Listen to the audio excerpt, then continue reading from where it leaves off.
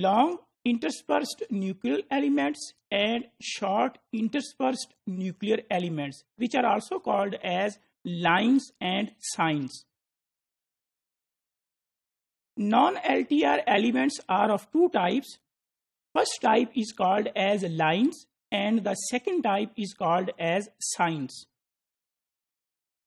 Lines and signs both are high copy number found in almost all the plant species. They are also widespread in most of the eukaryotic genomes. If we see that what is the structure of the lines, lines possesses two ORF which encodes all the functions which are required for the retrotransposition. What are the functions of the ORF which are found in the lines? The first function is reverse transcriptase and the second function is endonuclease activity, in addition to a nucleic acid binding property needed to perform a ribonucleoprotein. On the other hand, if we see that what are signs? Signs, they are short interspersed nuclear elements. They usually use the machinery of the lines. Lines are of different subgroups. There are different subgroups like L1, L2, L3. They are the subgroups of the lines. Human coding L1 begins with the UTR region, that can be 5 UTR region, that includes a RNA promoter 2, two non-overlapping open reading frames which are called as ORF1 and ORF2, and it ends with UTR region. So the human coding L1 line that consists of UTR region, and then in the middle there are ORF1 and ORF2, and at the end there is another UTR region. So as there are two ORF1 and ORF2, ORF1 encodes for the RNA binding protein, while ORF2 encodes a protein having an activity of endonuclease.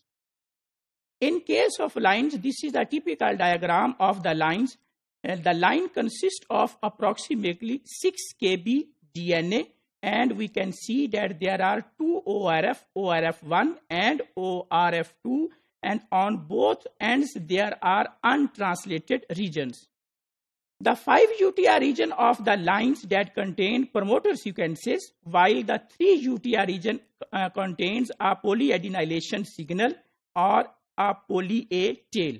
In case of human genome, there are approximately 500,000 lines which are present throughout the genome of the humans. On the other hand, what are short interspersed nuclear elements? They are approximately 300 base pair in size. The most common signs, they are called as ALU, and ALU, the signs in case of human genome, they are approximately 11% up to 13% in human genome. These are the typical diagrams of the lines and signs, that what is difference between the lines and signs. In case of lines, we can see that here is 5 UTR region, here is 3 UTR region, and in the middle there are 2 ORF1 and ORF2. While on the other hand, we can see that signs which are called as short interspersed nuclear elements, there is middle portion for retrotransposition. The sequence of lines and signs look like simple genes. Short interspersed elements, they are approximately 300 base pair in size, that represent reverse transcribed RNA molecules. Signs do not encode a functional reverse transcriptase protein, and it relies on other mobile elements for the transposition.